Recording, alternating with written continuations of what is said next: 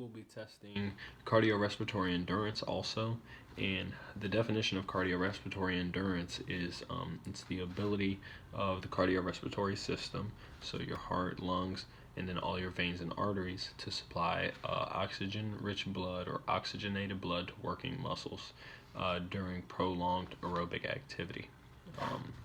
And it's important because it's associated with good cardiorespiratory endurance is associated with lower risks of diseases or adverse health conditions that affect that system, right? So less heart disease, less lung disease,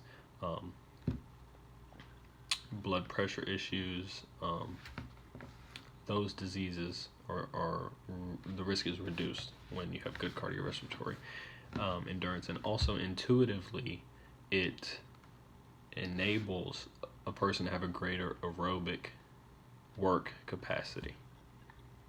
So when we test cardiorespiratory endurance, we also measure blood pressure, and a brief description of that blood pressure measuring process is we're either going to hold your arm out level with your heart, or it will rest it on something at that level. So it's either going to be held or resting at the level of the heart, and there's going to be a cuff that gets placed on your arm, and we inflate the cuff with air, so it compresses the arm to a point where blood flow actually stops. It's squeezed so tight that no blood can pass through any of the veins or arteries in that arm. And then, so once we get to that point of complete blood flow stoppage, we gradually deflate the cuff so as to slowly allow circulation to resume, right? And then I'll be listening with a stethoscope to the stopping of that circulation and then the gradual resuming. And the timing of when we actually measure blood pressure depends on what cardiorespiratory endurance test version protocol we're going to follow. But oftentimes it's just prior to exercise, and then also just after exercise, and then there might even be a second post-exercise test after a period of cool down. Now in a few moments I'm going to tell you more about what specific test version protocol we're going to be using, but back to the process of measuring blood pressure. So once circulation is stopped and we're listening with the stethoscope, there's 5 sounds that we hear, okay? The first sound, when it occurs when blood flow just starts, there's a quiet, clear tapping, right? And we call that the first sound. They call them K1, K2, K3. But anyway, that's the first sound, and that first quiet, clear tapping, K1, is the systolic blood pressure, which occurs when the heart contracts. And then there's a soft swishing sound that's actually kind of difficult to hear. That's K2. K3, it transitions into more loud, distinct thumps. And then K4 is an abrupt muffling. And then after that abrupt muffling, obviously there's continued silence. So at the first moment that's indicative of complete silence, that would be the diastolic measure. So so the first sound that you hear, the quiet, clear tapping, that would be systolic, and then the first moment of prolonged silence would be diastolic.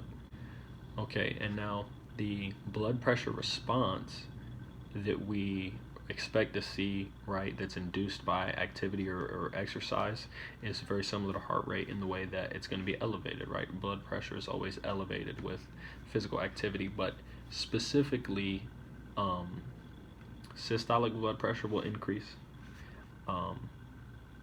quite significantly depending on how intense we exercise, but diastolic blood pressure really doesn't increase all that much. I mean, it will a little bit, but that's the measure when the heart is resting. So even when we're working hard, there's still a period of time where our heart is resting. So rest is always rest. There's no different degrees of rest. That's why diastolic doesn't change much.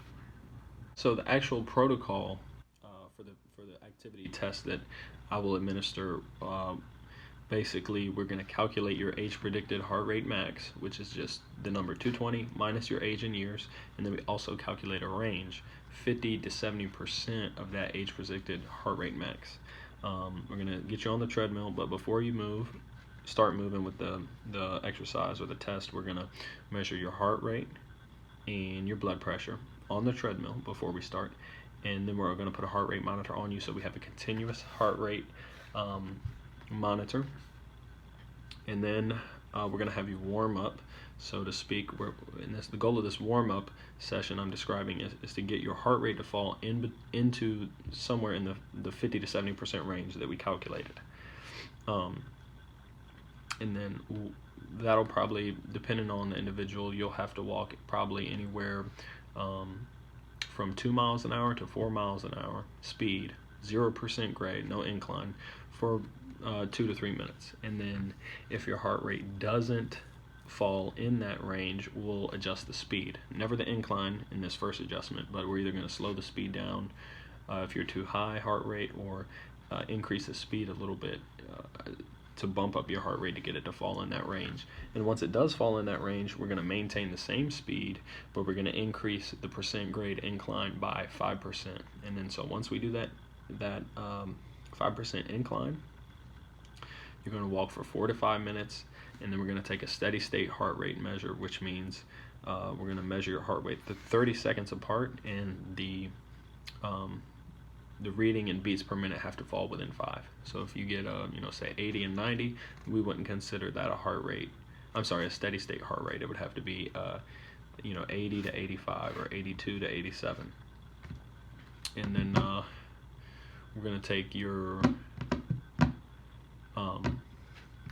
heart rate and blood pressure, again after a cool down period, specifically 0% grade and 2 mile an hour speed. So you'd walk that until your heart rate falls below 120 beats per minute. We'd take your